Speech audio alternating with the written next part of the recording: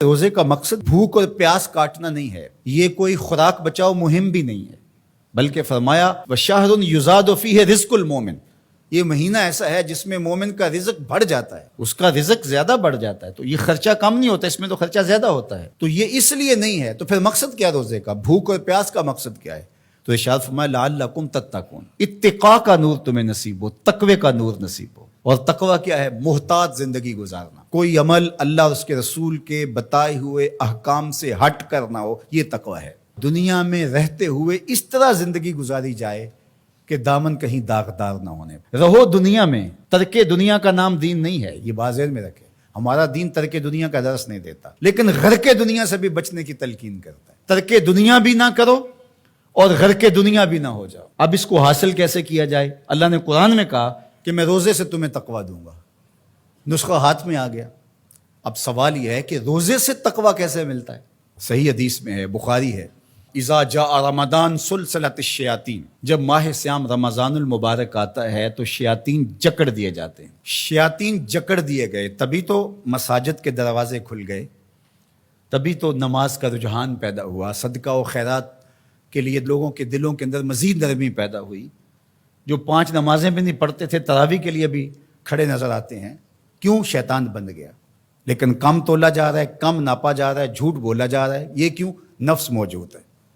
نیکی کا ماحول اس لیے پیدا ہوا کہ شیطان بند گیا، بدی پھر بھی موجود ہے اس لیے کہ نفس موجود ہے۔ اب ہمارا کام ویسے آسان ہو گیا کہ پہلے تنہا جان کو 2 دشمنوں کے مقابلے میں رہنا تھا اور جان لڑ نہیں پاتی تھی، اب دشمن ایک ہو گیا، ایک بندہ ہوا ہے۔ اب صرف جو ہے وہ ہم نے لڑنا ہے نفس سے، شیطان تو بندہ ہوا ہے۔ اب نفس سے کیسے لڑیں گے؟ بھوک سے نفس پج مردہ ہوتا ہے، کمزور ہوتا ہے۔ میرے اور آپ کے آقا و مولا حضور ختمی المرتبت صلی اللہ علیہ وآلہ وسلم نے ارشاد فرمایا یا معاشر الشباب من استطاع منکم الباء فلیتزوج، اے جوانوں کے گروہ، تم میں سے جو نکاح کرنے کی طاقت رکھتا ہے دیر نہ کرے۔ اگر مالی استطاعت ہے، مناسب رشتہ مل گیا ہے تو دیر کا ہے کہ نکاح کر لے۔ اور فرمایا اس لیے کہ نکاح نظروں کا بھی محافظ ہے اور تمہاری پارسائی کا بھی محافظ ہے۔ فَإِن لَّمْ يَسْتَطِعْ، اور اگر طاقت نہیں ہے، کسی وجہ سے نکاح نہیں ہو پا رہا، فَعَلَيْكُمْ بِالصَّوْمِ، تو کثرت کے ساتھ روزے رکھو۔ فَإِنَّهُ لَهُ وِجَاء، اس لیے کہ روزے قاطع شہوات ہیں، گناہوں سے بچانے کا بہترین ذریعہ ہے۔ تو بھوک نفس کی تہذیب کا بہترین ذریعہ ہے اور یہ روزے سے نصیب ہوتی ہے۔ دوسری چیز، ہر وقت بولتے جانا اور بولتے ہی رہنا۔ جو کثرت کے ساتھ بولتا ہے وہ غلطیاں بھی کثرت کے ساتھ کرتا ہے۔ خاموشی میں نجات رکھی گئی ہے۔ قیامت کے دن سب سے زیادہ لوگ جو پکڑے جائیں گے وہ زبان کی وجہ سے پکڑے جائیں گے۔ حضور نے زبان کو پکڑ کے کہا کہ لوگ اس کی وجہ سے پکڑے جائیں گے، اس لیے اپنے لہجوں کو کنٹرول کیجئے، اپنی زبان کو کنٹرول کیجئے۔ یہ تہذیب نفس کا بہترین ذریعہ ہے۔ اور تیسری بات، العافیت فی العزلہ، عافیت تو عزلت میں ہے، تنہائی میں ہے۔ لوگوں میں جانا، لوگوں سے میل ملاپ اور اختلاط جتنا زیادہ ہوگا اتنی زیادہ آزمائشیں ہوں گی۔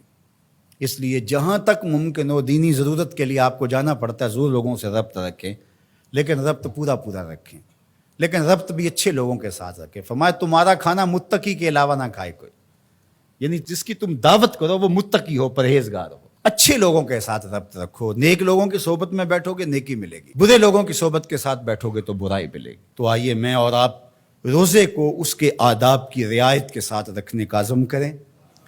فرمایا کہ من لم یدع قول الزور والعمل به فلیس للہ حاجۃ فی ان یدع طعامہ وشرابہ، جس نے جھوٹ اور جھوٹے امور ترک نہیں کیے اس کے بھوکے اور پیاس سے رہنے کی اللہ کو کوئی ضرورت نہیں ہے۔ اس کی مرضی کیا ہے کہ روزہ تمہارے نفس کی تہذیب کا ضامن بن جائے، تمہارے باطن کی ستھرائی کا ذریعہ بن جائے۔